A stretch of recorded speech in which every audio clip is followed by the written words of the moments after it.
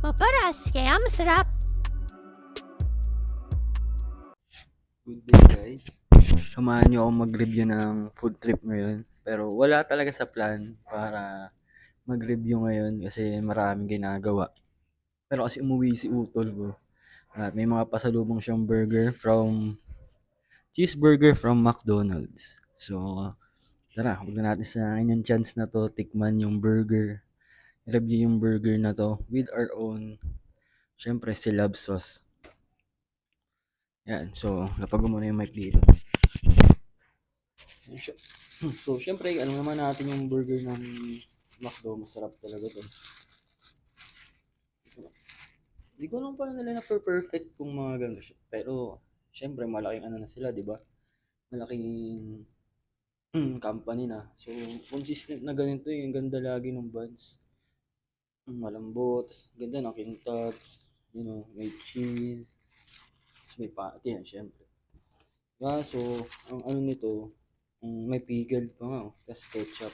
Yan. So, nakakita din ako doon ng barbecue sauce. Masarap tong barbecue sauce na to, yung sa nuggets, yung ginagamit na ng sauce ng Mac Nuggets. So, dati ginagawa ko laging pag may extra ganito, dinidip ko yan.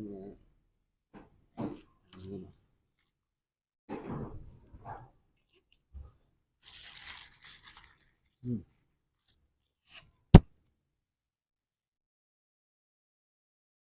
So, yung mga typical na burger ginagamit na din sa Pinas kasi lagi. Yung banana ketchup, so matamis-tamis siya. Kung sa McDo talaga, ang lagi nila, ang gamit nila yung tomato ketchup. So, nasa sour side siya. Which is, may ibang dating, kumbaga makaklasify mo na galing talaga sa McDo. Pag, alam mo na, ketchup pa lang sa ketchup, tas yung pickle. So,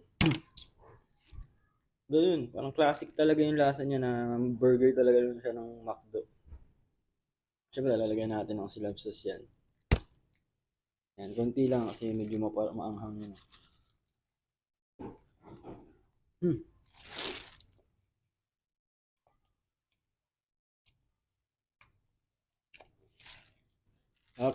Masarap talaga pag maanghang lalo pag ganito yung panahon, maulan. Tsaka yung cheese nila, grabe din yung laki ng cheese eh. Malasa din talaga. Tapos nilagyan pa ng sauce, yung spice sauce natin. Sarap.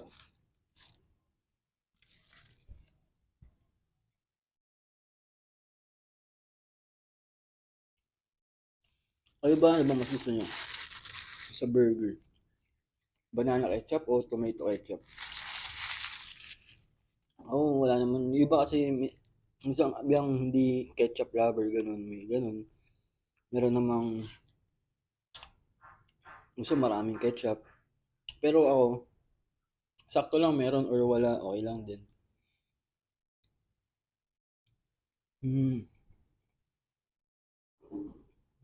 Lahat din yun.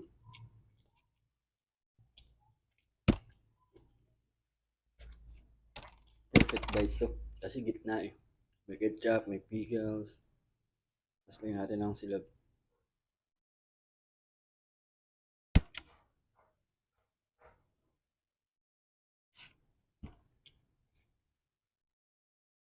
Sarap din talaga.